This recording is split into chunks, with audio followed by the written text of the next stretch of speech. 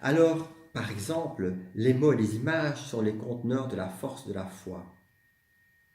Même Dieu, disent-ils, a utilisé ceci.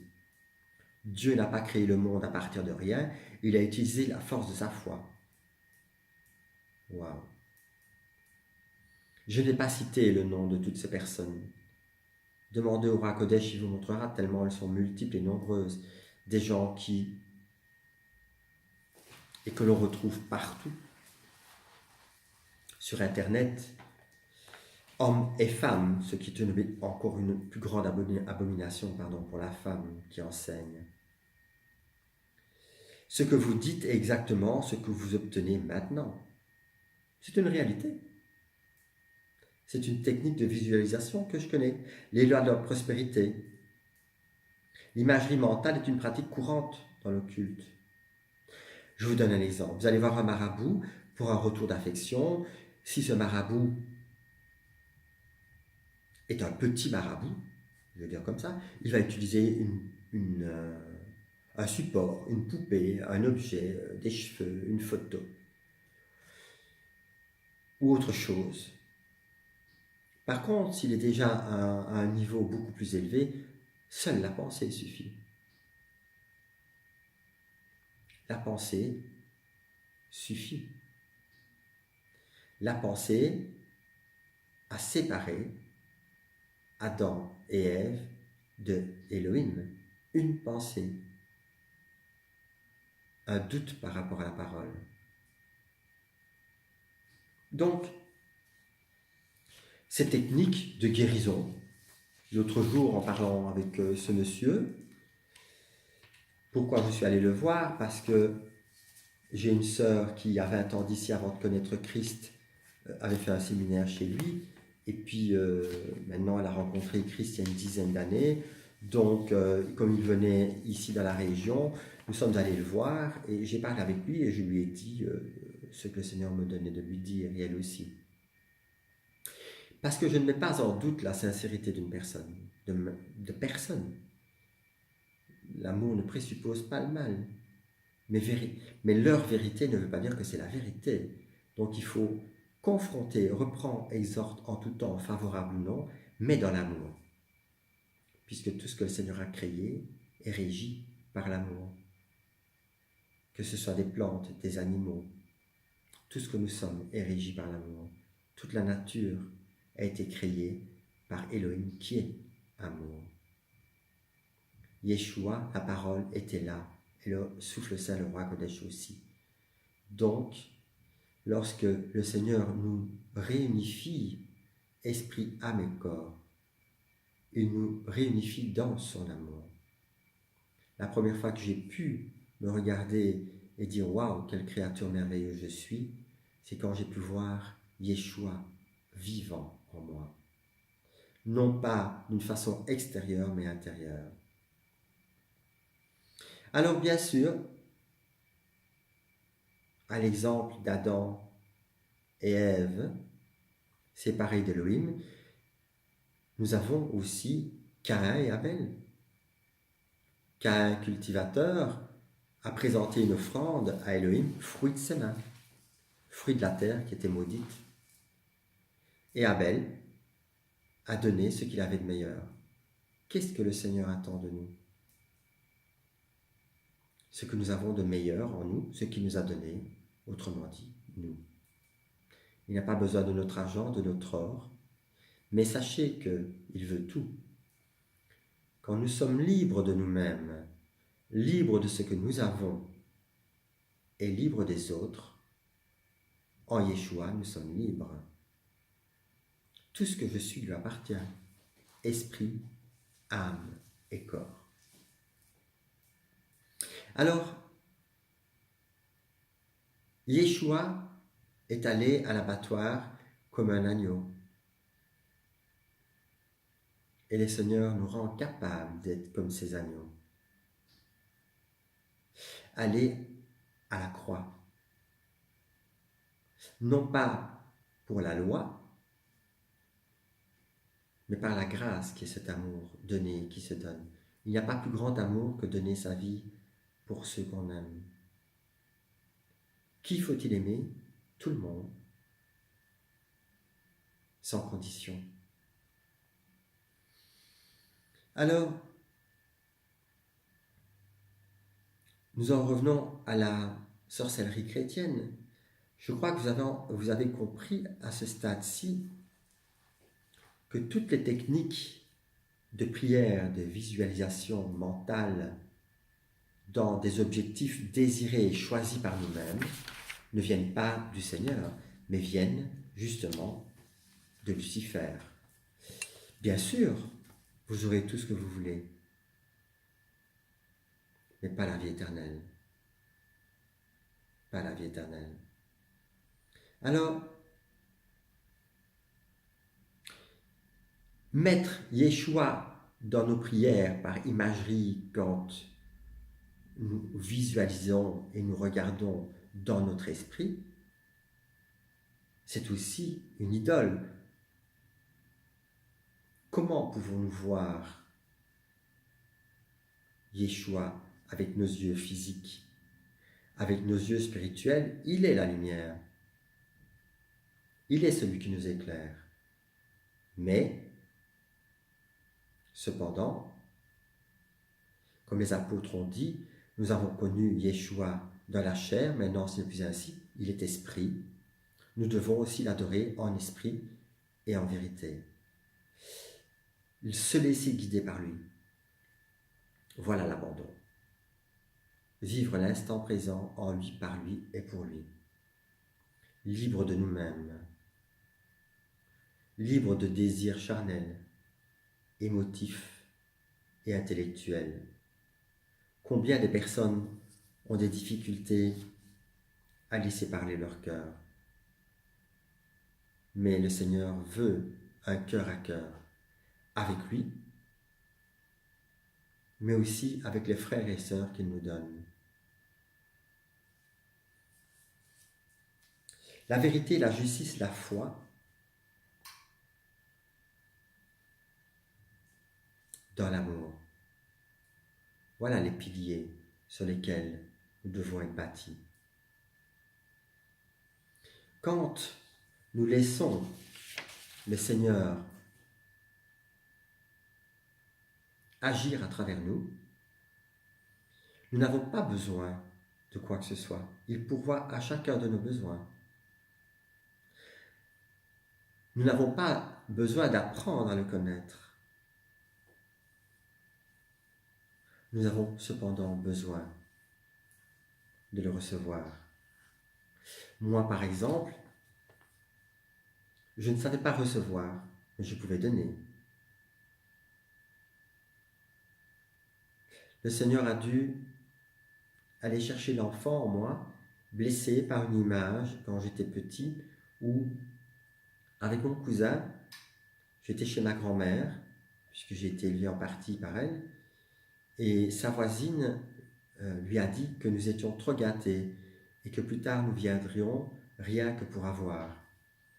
Quand j'ai entendu cette parole, le Seigneur a voulu que je l'entende. Dans mon cœur d'enfant, je me suis dit, mais moi j'aime ma grand-mère pour elle, pas pour ce qu'elle me donne. Cette blessure a fait que je ne pouvais plus rien recevoir de personne, ni même de moi. D'où l'insatisfaction aussi.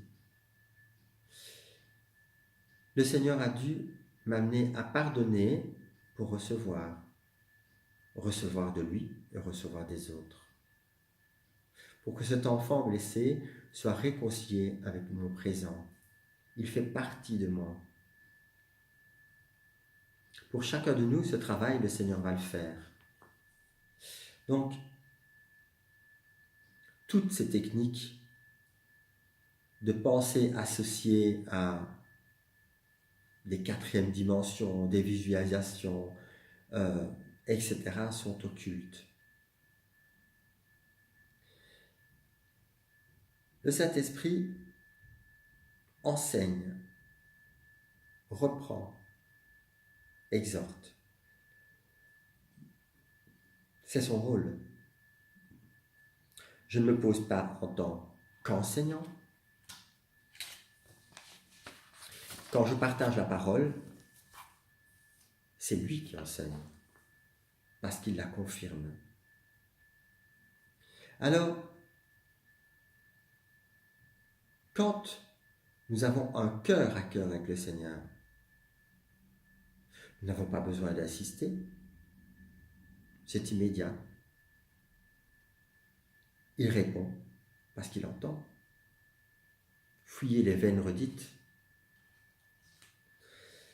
fuyez les techniques. Je connais des personnes qui prient pour ce que j'appelle des retours d'affection. Alors je vais vous dire que les marabouts sont plus efficaces.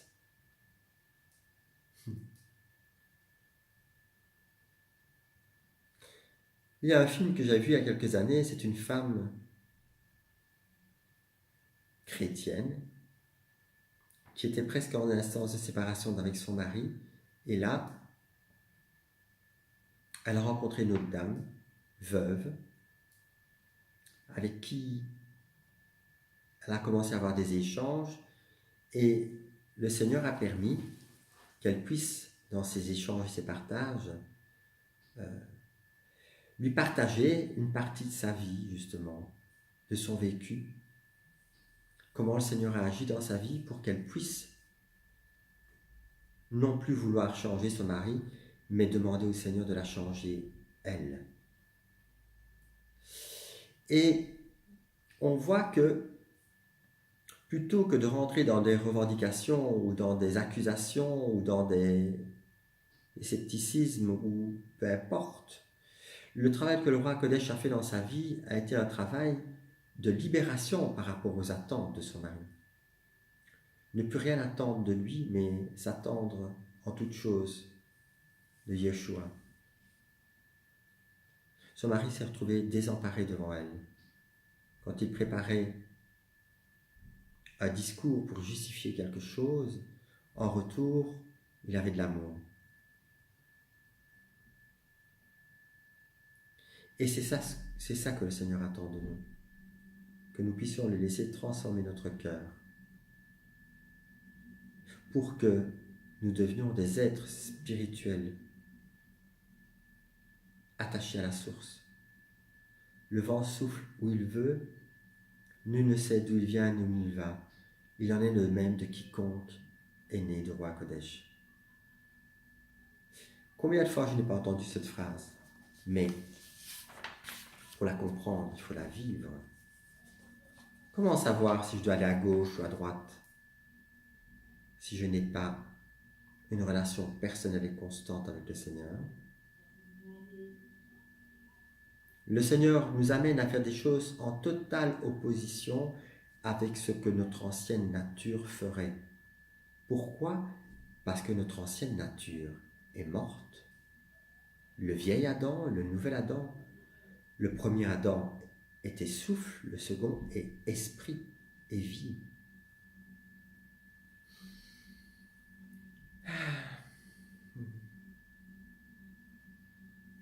Lorsque le Seigneur nous donne une vision, il nous donne aussi la capacité de la comprendre. Nous avons devant nos yeux toutes les prophéties qui s'accomplissent les unes derrière les autres. Mais le Seigneur est là pour nous les expliquer. Par exemple, en 2016, il y a eu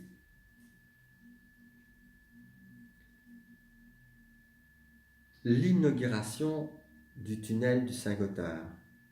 Je ne sais pas si vous avez vu cette inauguration. En fait, c'est un rituel satanique où on voit d'ailleurs à nouveau représenté comme Baphomet qui sort des entrailles de l'enfer, un homme mi-homme mi-femme, puisque en slip avec des seins de femme, une tête d'enfant et des ailes comme un ange, l'exemple de Baphomet.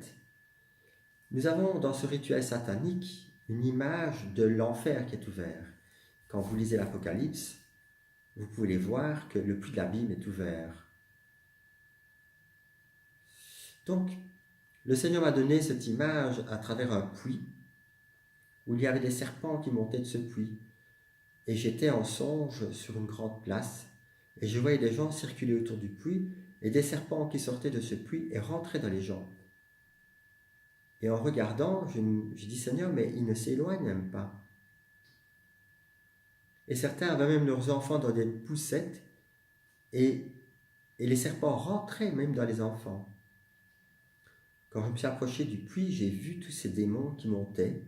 Quand un petit démon a voulu sauter sur ma main, je l'ai fait tomber à terre, et quand j'ai voulu l'écraser, il s'est enfui. En sortant du songe, je dis, Seigneur, mais qu'est-ce que cela veut dire? Le Seigneur m'a dit, le puits de l'abîme est ouvert. Les démons maintenant peuvent monter comme bon leur semble dans les humains qui sont là. Et s'ils ne s'éloignent pas, contrairement à toi qui les as vus, eux ne les voient pas. Ils sont aveugles. Ils ont un voile devant les yeux, comme les pharisiens religieux. Il y a aussi le levain d'Hérode. Le levain d'Hérode représente toute la science humaine opposée à Dieu. La médecine, toutes les technologies, bientôt la puce RFID, toutes ces technologies opposées à Elohim. La tour de Babel, à Strasbourg, tour semblable à Babel inachevée, mais je sors de la sorcellerie chrétienne, même si elle en fait partie. Donc, à nous de remettre chacune de nos pensées dans les mains du Seigneur pour nous révéler l'origine, afin que cette croix ne soit plus un symbole extérieur, mais soit un vécu pour nous. Passer par la croix, mourir pour renaître.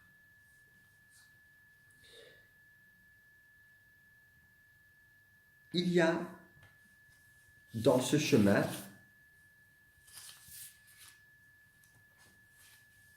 qui est certes difficile, mais en même temps léger, il y a la vie éternelle à la fin.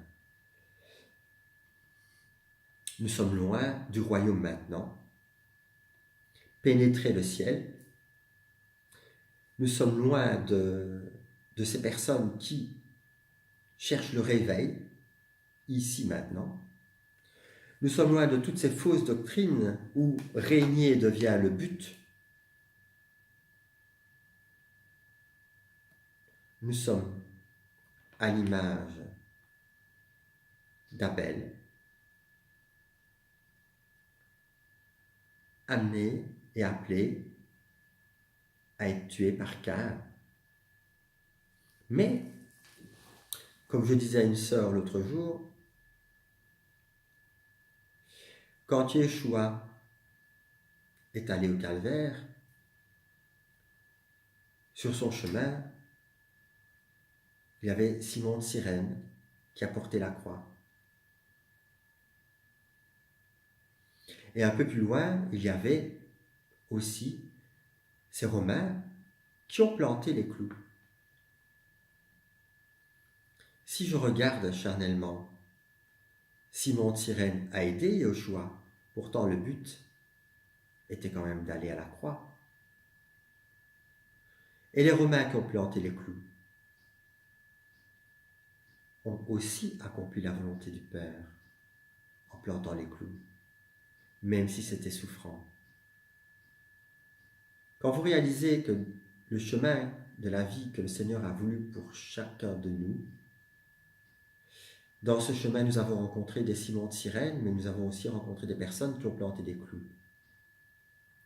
Cependant, les deux ont accompli la volonté du Père lorsque nous donnons notre vie. Les deux ont été nécessaires. Quand nous sommes réconciliés avec les deux, tout est bénédiction et tout glorifie le Fils, le Père et le Roi Kodesh. Je vous exhorte donc à faire très attention à toutes ces techniques de prière qui sont démoniaques et opposées à la parole de Dieu. Vivre la parole, C'est à cela que le Seigneur nous appelle. Nous ne sommes pas destinés à régner sur terre, pas maintenant. Il s'agit, comme 1 Pierre 2,9 nous le dit, vous êtes la race élue, la sacrificature royale, la nation sainte, le peuple acquis, afin que vous annonciez les vertus de celui qui vous a appelé des ténèbres à sa merveilleuse lumière. Une race élue en effet, mais pour annoncer les vertus de celui qui nous a appelés des ténèbres à la lumière. Être témoin, être lumière et sel, non pas en essayant de diriger les autres ou en essayant de régner sur eux, mais à l'exemple de Yoshua, en étant serviteur, esclave de tous. Nous sommes loin donc des leadership, du potentiel gagnant, du New Age, des bénis-moi. Nous sommes loin de cette sorcellerie chrétienne qui a envahi toutes ces communautés, toutes ces religions, qui veulent placer l'homme au-dessus de la tour de Babel et de se définir lui-même comme Dieu. Le troisième levain est le levain du royaume. C'est cette parole qui, quand elle vient et grandit en nous, à l'exemple du semeur, croît, parce que c'est le Seigneur qui l'a fait croître. Et le Seigneur va utiliser tout ce dont il a besoin pour que son ecclésia soit belle, radieuse, sans rides, sans taches, parée pour lui. Je vous exhorte tous et toutes à demander au Seigneur ce chemin de la croix. À l'image de ce livre que le Seigneur a permis que j'écrive, « Sortez du milieu d'eux, mon peuple », je vous exhorte à sortir des systèmes s'ils vous tiennent captifs. Sachez qu'un jour, ce ne sont pas des hommes qui, devant le Père, vous justifieront, mais seul Yeshua qui a donné sa vie pour vous. Sortez du milieu d'eux, mon peuple. Voici l'exhortation du Seigneur pour chacun et chacune, afin que votre seule tête soit celui qui a donné sa vie pour chacun de nous, Yeshua HaMashiach. À lui soit toute la gloire, pour les siècles des siècles. Amen.